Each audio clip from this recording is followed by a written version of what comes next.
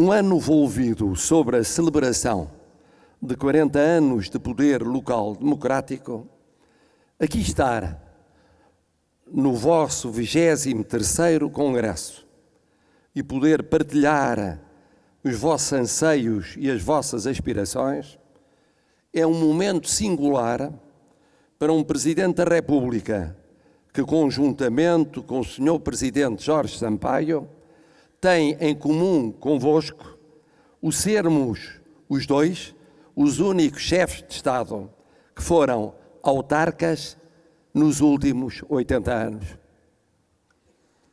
Este nosso encontro de hoje evoca-me com profunda saudade alguns dos melhores instantes da minha vida cívica, do meu empenhamento comunitário, do meu esforço de proximidade das pessoas.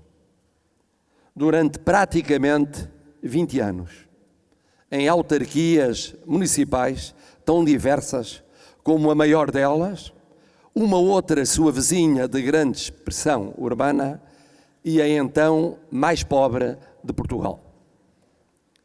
Proximidade, disse, é isso mesmo. O ter-se sido autarca cria naturalmente o ambiente de proximidade que nestes tempos tão exigentes nenhum responsável político pode ignorar ou minimizar, mesmo que não seja essa a sua propensão ou o seu estilo pessoal. Senhor Ministro, senhoras e senhores congressistas e prezados amigos, permitam-me que, cumprido este apelo afetivo, e os verdadeiros afetos são sempre ativos porque supõem reciprocidade e motivação para a ação, vos transmita 3 palavras essenciais: saudação, visão do Portugal em que se inicia este vosso mandato e breve apreciação de 2 dos temas que assinalaram este Congresso. Saudação.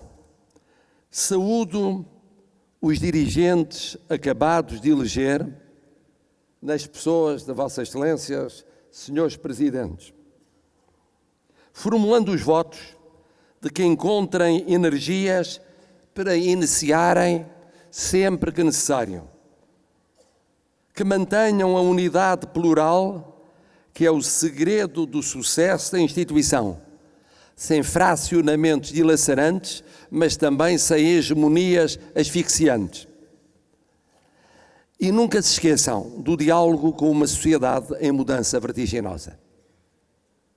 Saúde ainda, e sobretudo, os eleitos municipais do dia 1 de outubro, desejando-lhes todas as felicidades possíveis e mesmo as aparentemente impossíveis. Saúdo, por fim, aqueles que cessaram funções por força da lei, da vontade própria ou do veredito eleitoral. Para eles vai um aceno de gratidão, extensível, como é óbvio, aos reconduzidos, pela ingrata missão de servir a Grei em tempos de crise e de superação dos seus terríveis efeitos. Em particular, estreito num abraço apertado aqueles que mais de perto viveram tragédias, como as que enlutaram Portugal este ano. Sabem como estive e estou convosco, e como todos os portugueses vos acompanharam e acompanham na vossa provação. E não esqueceremos que o desafio que ficou patente nestes meses dramaticamente inesquecíveis foi o de lutarmos contra esse fracasso da nossa democracia, que é o resignarmos-nos a vários Portugais, pensando, sobretudo, num ou nuns deles e apagando do nosso pensamento todos os demais. Segunda palavra, que Portugal queremos para estes 4 anos que vos e nos esperam. Queremos manter e acelerar crescimento económico, emprego, redução do endividamento externo, coesão social e territorial, com finanças sãs, mas do mesmo modo com educação, conhecimento, inovação e condições sociais efetivas para superação de assimetrias e de exclusões de e entre portugueses. Queremos prestigiar as instituições, a principiar nas mais desgastadas pelo tempo ou pelo seu infeliz desempenho, com executivos fortes, oposições fortes, parceiros económicos e sociais fortes, participação mais intensa, atenção mais constante ao sentir das pessoas e das comunidades, poupando-nos situações sem alternativa, surtos inorgânicos dispersos, aventureirismos e populismos avulsos. Queremos menor gestão casuística do dia-a-dia e maior capacidade para olhar a prazo, para além de 2020, debatendo e decidindo o essencial, não desbaratando propósitos e mobilizações com querelas pessoais ou circunstanciais, tantas vezes irrelevantes. Queremos liderar a mudança, antecipando soluções, encurtando delongas, acentuando sentimentos de pertença, abrindo espaços novos para mais e menos jovens, para redinamizar uns e fixar outros. Queremos tirar melhor partido da nossa vocação ecuménica e do nosso reconhecimento internacional, com mais parcerias, mais empatias, mais conjugações nacionais e locais. Em suma, queremos 4 anos sem perder o que de melhor conquistamos no caminho recente, estugando o passo, com ambição acrescida e autoestima legitimamente reforçada. Resta-me dizer a terceira palavra, em resposta a interrogações que senti povoarem alguns dos vossos espíritos acerca deste início de mandato. Fará ainda sentido, como houve quem se perguntasse, apenas uma Associação Nacional de Municípios Portugueses como esta? Ou melhor seria juntar-lhe outra ou outras entidades, reunindo alguns municípios com problemas afins, mas não necessariamente com as mesmas posições da maioria clara dos que aqui se encontram?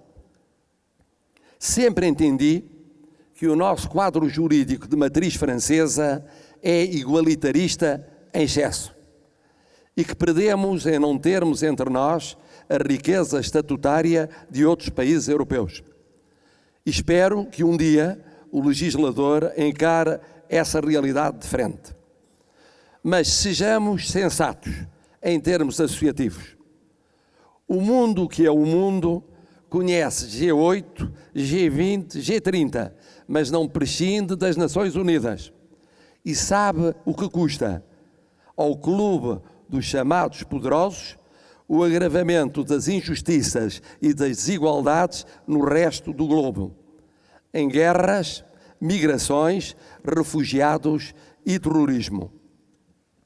Trocar uma instituição que tanto trabalho deu a criar e a estabilizar, num país sem grande tradição associativa democrática, por outra ou outras, ou tão somente debilitá-la, logo quando tragédias recentes, mostraram como é chocante o contraste entre vários Portugais, não parece ser o trilho ajustado para ninguém, nem para a maioria, muitas vezes menorizada, nem para a minoria, ainda que se considere poderosa, mas que a breve trecho pagaria ainda mais a tentação de tudo concentrar, tudo liderar, tudo congestionar. Nada impede que diversidades encontrem formas de expressão, mas que não belisquem uma instituição indispensável, nem simbolizem uma divisão contrária à coesão territorial que todos desejamos para o nosso país.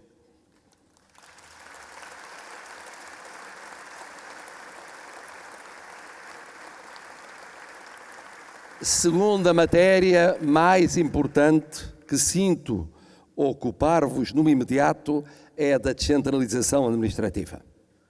E aqui não posso deixar de falar com a legitimidade própria do único órgão de soberania com uma eleição uninominal, nacional, e também com o peso constitucional de lhe caber a última palavra na promulgação de todos os diplomas legais do Governo ou do Parlamento.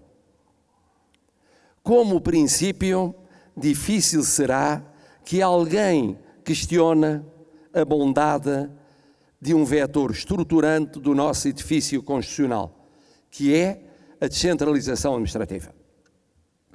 E por isso é sempre com empenho que todos quantos temos experiência autárquica recebemos propostas, projetos, objetivos que traduzem esse princípio constitucional. Ensina-nos, aliás, essa nossa experiência, que o sucesso da passagem à prática tem a ver com a clareza do enunciado, com o não coincidir com períodos eleitorais, com a abrangência do debate interpartidário e social, com o rigor dos regimes jurídicos definidos, com a correspondência entre metas visadas e recursos, nomeadamente financeiros, disponíveis. Dito de uma forma ainda mais transparente, 2018 é um ano bom, porque não eleitoral, para a apreciação em causa. Ela só ganha com a definição jurídica rigorosa do alcance da legitimação das CCDRs, com a clarificação da dimensão das transferências de atribuições e competências para autarquias locais e comunidades por elas formadas, e com a quantificação precisa dos meios e dos prazos que acompanharão as transferências, não como realidade estática no tempo, mas projetada no futuro. E porque a reforma é para aplicar para além das eleições legislativas de 2019, importa que haja a certeza de que o decidido não possa vir a ser questionado por qualquer resultado eleitoral. O que supõe enriquecedor debate e estabilizadora convergência, não só dentro da atual maioria parlamentar de apoio ao Governo, como para além dela, aliás, atendendo ao retrato da realidade autárquica saída das últimas eleições. Sabendo nós, como os autarcas portugueses, aqui nesta casa, como fora dela, estão habituados a encontrar plataformas de entendimento ao serviço dos portugueses, não tenho a menor dúvida de que demonstrarão esse seu mesmo espírito disponível, eficiente, nos contactos com o Governo e a Assembleia da República, no tocante aos diplomas que um e outra venham a apreciar. Sou também neste domínio otimista realista. Otimista porque apostado no que importa reformar. Realista porque atento a que os melhores desígnios não se sobrem em escolhos aparentemente inofensivos. E ainda sobre descentralização, um pedido final. Que se lembre sempre que a descentralização é para as pessoas, não para os responsáveis políticos. E que se lembre mais que uma descentralização justa nos termos constitucionais deve trazer consigo meios de correção de desigualdades que permitam encarar a situação daqueles Portugais esquecidos ou menos recordados no dia-a-dia. Dispensamos mais tragédias para termos de nos recordar de que todos os portugueses devem ser de primeira à luz da Constituição da República Portuguesa. Senhor Ministro, caros autarcas e amigos, termino.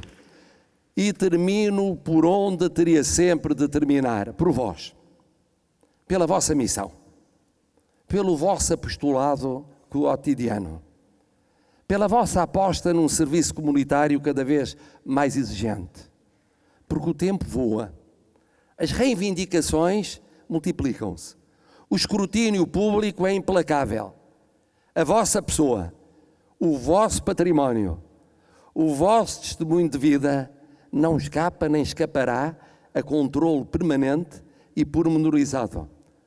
As vossas ações ou omissões serão analisadas à lupa e não poderão esperar nem facilidades nem gratidões instantâneas.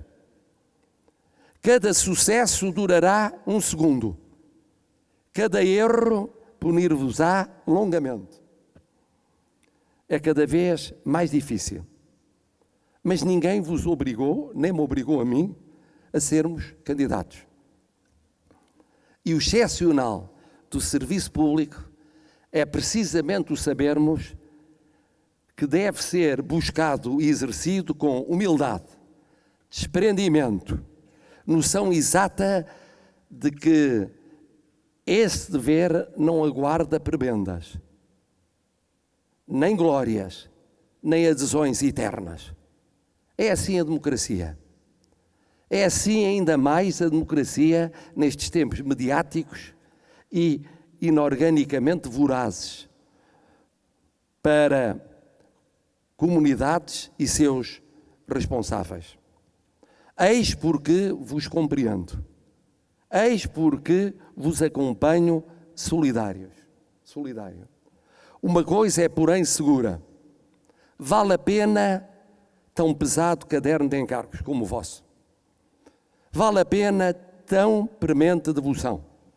Vale a pena tão onerosa entrega. Vale a pena pelos portugueses. Os portugueses exigem e têm o direito de exigir muito, muitíssimo, de vós, de nós, mas merecem tudo. É por eles, pelos que foram, pelos que são, pelos que serão, que aqui estáis, que aqui estamos, como sempre, ao serviço de Portugal.